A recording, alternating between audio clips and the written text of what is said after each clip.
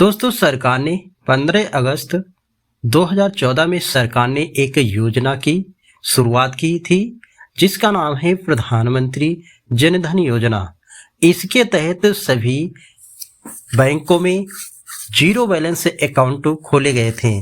पुरुष और महिलाओं के जनधन खाता खोले गए थे बिना 1 रुपए दिए। तो जितने भी खाता यहाँ पे खोले गए हैं उनके लिए इस अकाउंट में 10,000 का लोन मिल सकता है, वो भी बिना गारंटी के और बिना किसी डॉक्यूमेंट के।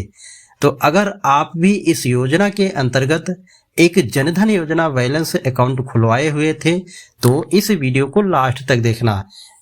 अगर आपको कुछ पैसे की आवश्यकता पड़ गई है तो आप अपने इस जनधन योजना के तहत बैंक से आप 10,000 तक का लोन ले सकते हैं।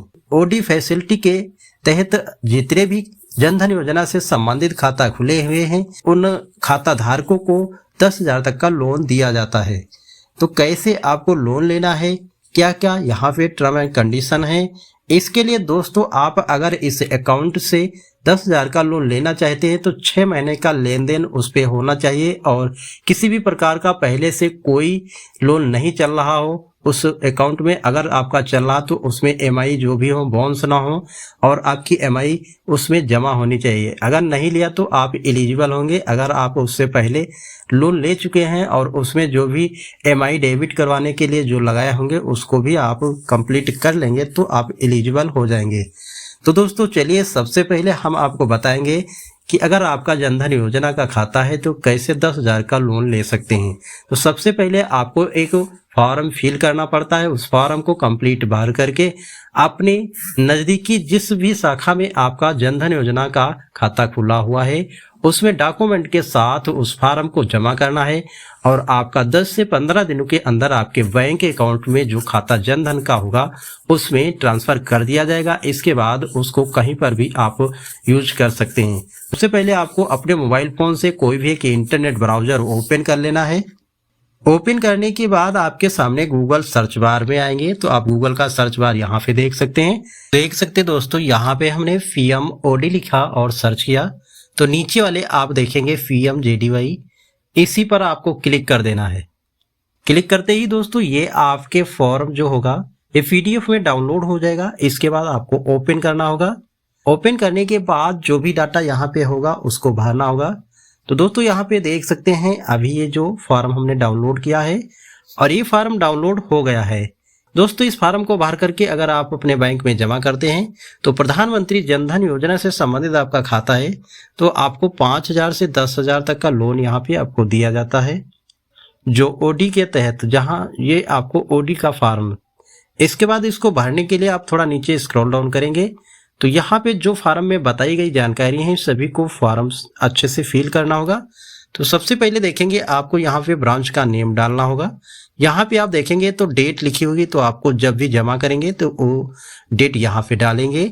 इसके बाद आपका जो भी इसमें बैलेंस लेना चाहते हैं जैसे 10,000 तो आपको यहाँ पे 10,000 डालना होगा। इसके बाद आपको यहाँ पे वर्ड में यानी कि शब्दों में आपको यहाँ लिखना है। इसके बाद नीचे देखेंगे नाम ऑफ द एप्लीसेंट, इसमें जिनका भी खाता होगा या आप स्वयं हैं तो आप अपना नाम डालेंगे। इसके बाद इसमें जन्म तिथि डालेंगे, नीचे फादर्स या हस्बैंड नेम डालेंगे।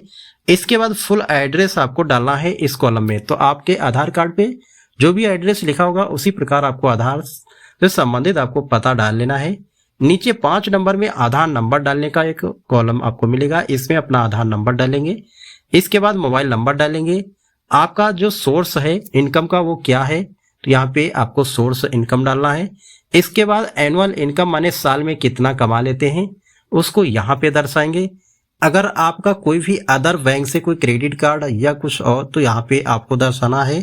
नीचे आप देखेंगे पार्टिकुलर ऑफ फैमिली मेंबर्स को आप यहाँ पे अगर देना चाहते हैं, अगर हैं फैमिली मेंबर तो आप उनका ब्यौरा देंगे जैसे नाम, रिलेशनशिप यानी कि आपके साथ संबंध।